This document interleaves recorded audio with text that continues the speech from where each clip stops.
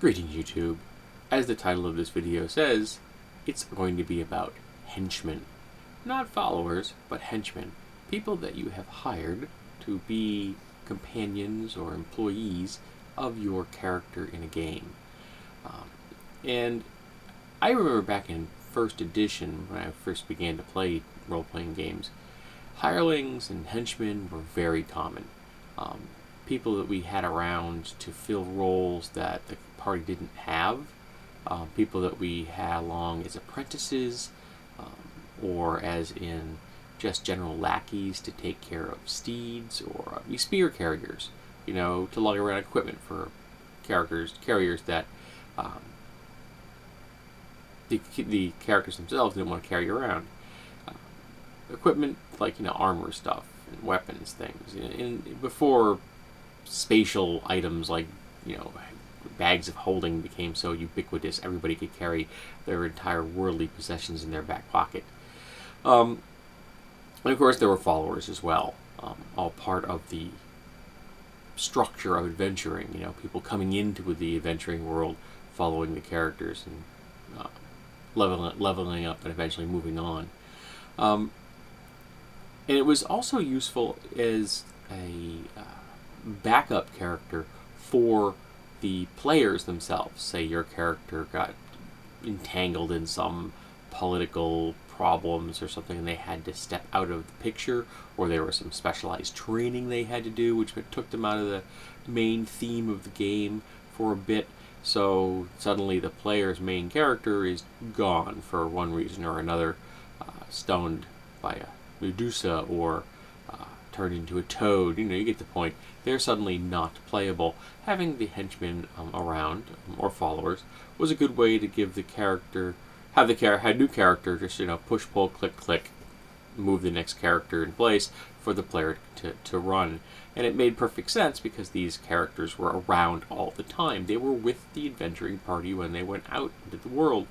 So there wasn't a whole lot of having to break immersion and figuring out, okay, how am I going to get a new character?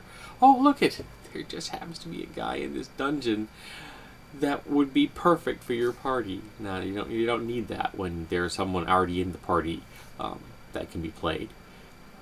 But they also had a lot of depth to them, and they could be interesting in their own right.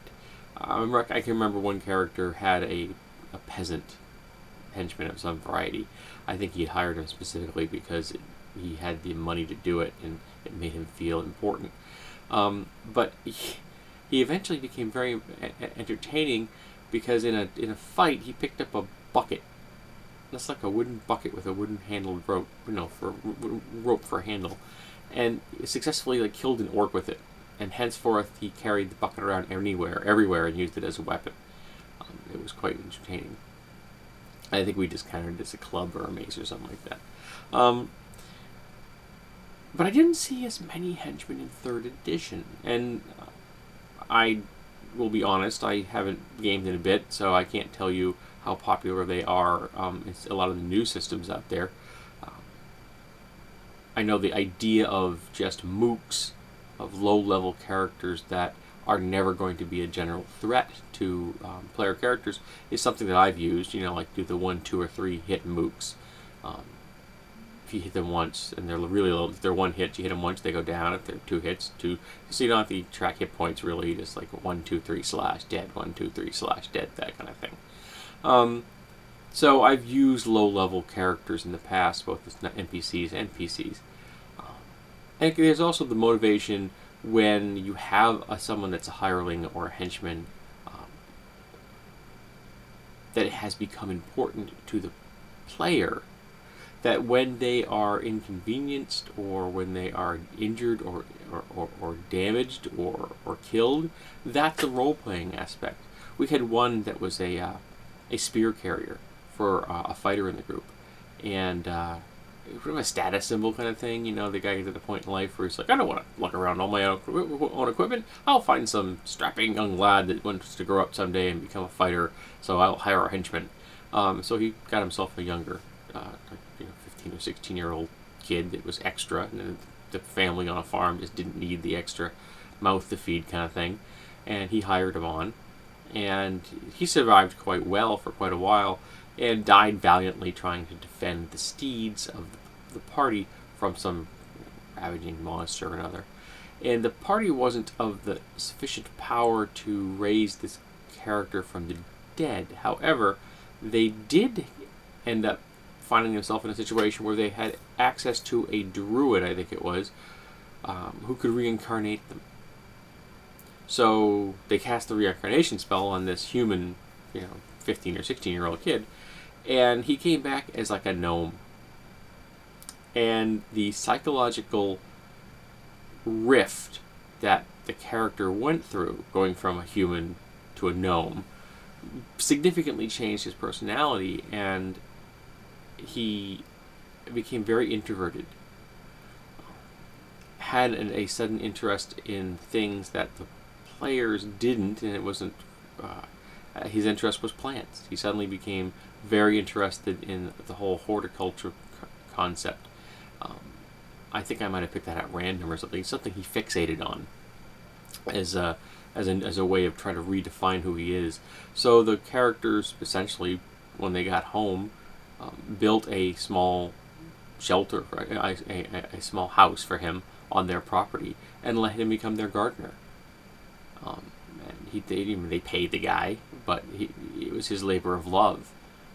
And this is how he essentially spent the rest of the campaign, just being their gardener. But it was interesting because there was a real emotional connection there, and there was a real sense of grief when this character was killed, and a sense of responsibility for trying to bring them back, which he couldn't do directly, but they did bring them back to life in the form of a new body, kind of thing. Though I missed some.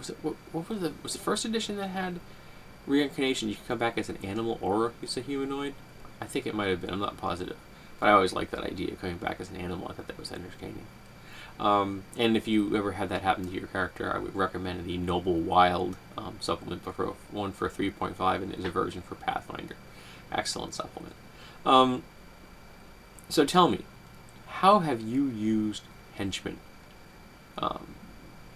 Was it something that was common? Like, did you actually have, a core group of adventurers, 4 or 5 characters, and then there was this entire entourage that came along with them?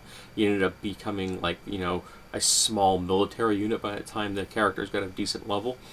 Was it something that only interested certain players? So you could have 3 people in the group that had never had a henchman, a hiring, a follower of any kind, and you had 2 of them that loved the idea.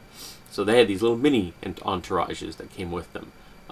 Or is it something that's never occurred to your players? They never liked the idea of having to hire someone for more than a specific task, an expert for an alchemy, or an expert for something they have to go into the field, and they need this guy around to help them find something. And once that mission is over, he goes back to wherever it was that he came from. So tell me, how have your players, or you as a GM, used henchmen? Are they popular? Are they not popular? Inquiring minds want to know.